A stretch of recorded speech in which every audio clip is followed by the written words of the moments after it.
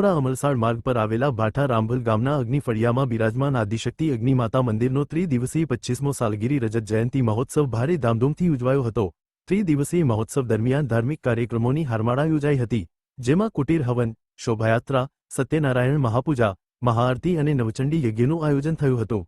આ સાથે જ શ્રી ગણેશ ભગવાન અને ભૂત બાપજી દાદાની નવા સ્વરૂપની વિધિવત પ્રાણ પ્રતિષ્ઠા કરવામાં આવી હતી। અમલસાડ બિલીમોરા કોસ્ટલ હાઈવે લગોલગ મહોત્સવમાં તૈયાર કરાયેલી શ્રી રામ મંદિર અયોધ્યાની આબેહૂબ જીવંત ઝાંખી, શ્રી રામની ઊંચી પ્રતિમા, આતશબાજી અને રંગબેરંગી લાઇટોના ઝગમગાટ મહોત્સવનું મુખ્ય આકર્ષણ બન્યું હતું। રાત્રિના સમયે કવિતા મ્યુઝિકલ ઓર્કેસ્ટ્રાના સથવારે પ્રાચીન અર્વાચીન રાસ ગરબાની રમઝટ જામી હતી। બિલીમોરાથી સંવાદદાતા અશોક જોશીનો રિપોર્ટ।